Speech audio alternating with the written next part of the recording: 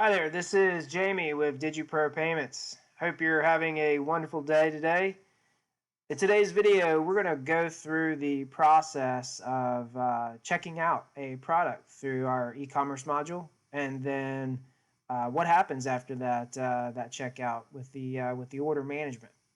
So to get started, I'm on my Sandbox account, the Sacred Waters, and I'm on the product detail page.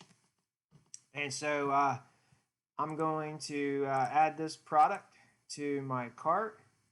And whenever I add a product to my cart, I'm going to get an order confirmation pop-up that's going to just show me what I've added to my cart and give me the option to continue shopping or go to checkout.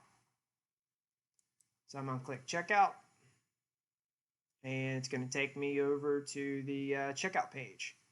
Now, on the right side of the checkout page, we have the order confirmation box that has all of the order details of what's in my cart. You can give me the subtotal and the total price, and then I have a button here to update my cart if I need to make some changes to it. And then over here on the left side, we've got our three-step process of the checkout with the shipping information, the billing information for the address for the card holder, and then the payment information for the actual card details. So I'm going to fill this out real quick, and we'll continue once I get to the payment information. So I've gone ahead and completed all of the fields here. Just didn't want you to have to go through the pain of watching me type all this information in. But again, we collect the shipping information. So this is where the product is going to be shipped. And once you have all that information in there, you hit continue, and then you go over to the billing information. Now this section really kind of deals like with the address and the contact information for the person that is paying for the product. Now, sometimes we may also have settings and our payment gateway and at the processor side of things where we have we have fraud prevention controls that we enable called AVS. Now, AVS stands for Address Verification Service. So we really need to make sure that the card holder is putting in the address here and the contact information that matches their billing statement. If that information doesn't match, and we've got some strict AVS controls set up for fraud prevention, this transaction could be declined. Now, one other thing that I will point out here as well is that sometimes from time to time when people are checking out from the store, they may be purchasing this product for somebody else, like a birthday present or a graduation present or something. So the shipping information may not always sometimes match the billing information. If it does match, we do have a way to speed up the process of filling this out by just copying over everything from the shipping information. Now, as far as the billing details is concerned, we ask for the credit card, the name on the card details such as the number, expiration date, expiration year, and then the 3 digits on the back. And then also we have Google reCAPTCHA enabled as well. That's another fraud prevention tool that we have that really kind of saves you as the business owner some heartache. As Google reCAPTCHA is a good measure to have enabled on checkout pages to keep the bots away from spamming your form. So I'm going to click this button right here, and then I'm going to go to checkout. So whenever credit card is being processed, we disable the checkout button, and you get that processing message, and then we have the success page where we give them a nice message. Your order has been placed. There's an order number here, and then the details for the order, such as everything was entered in there on the checkout page, and then the order summary, and then they have the option here to print off a receipt. Now, whenever an order is placed, the email address that they put on file is where we'll also send out an order confirmation. So they'll again get all that information that is sent to them along with their order number. And then you, as the business owner, you have the ability to also have an email address on file where order confirmations are sent.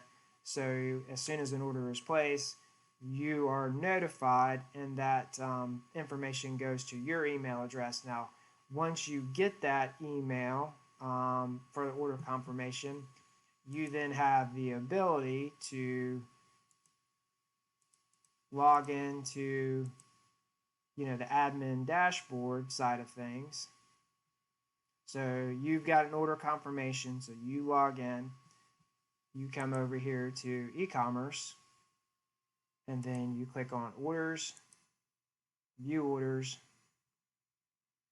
and then you see this order right here that we just purchased on August 2nd. See the order details, and then you can click options, and then view. And at this point, you can start your fulfillment processes to change the status of the order. So you can change it to it's being opened, or it's being processed, or it's shipped. Whenever you get your, in the past, you can, if you're using USPS or use stamps.com to do your fulfillment, you can take your order confirmation, your tracking number, and then you can, dump it in here to the comment section, and then hit notify customer and hit add history, and the customer gets notification that their order is being sent and fulfilled. And also it adds the history there for that order. So if somebody comes along and is looking at orders, just for the fulfillment purposes, they'll see that it's been shipped. It's got the tracking number.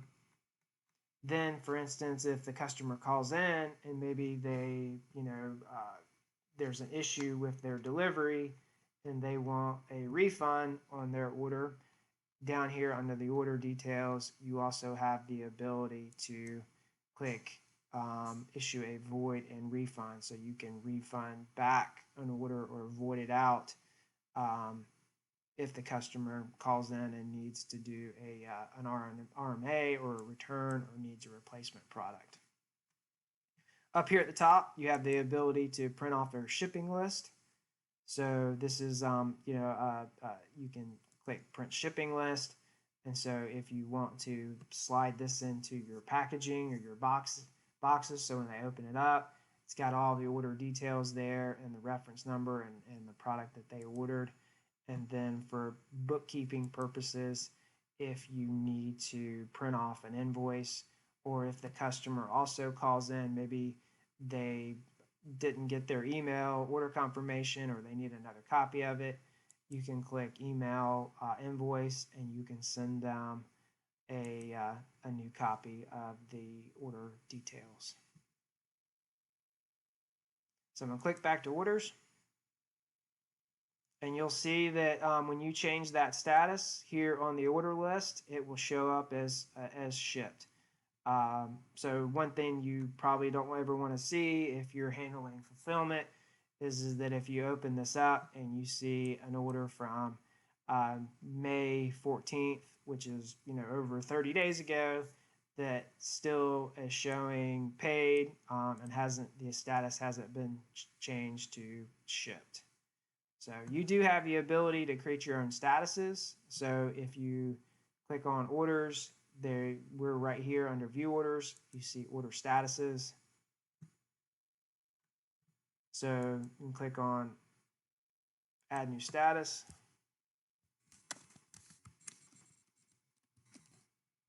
So I'm going to put a status name as being processed. Hit submit. Come over here to view orders again. So I'm going to open up this order right here.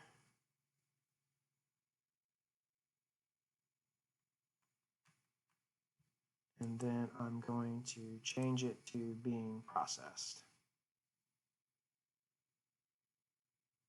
So currently that order is being, handled for processing. So it changes the status there, and then when the order is actually shipped, I can come back in here and adjust that process to shipped.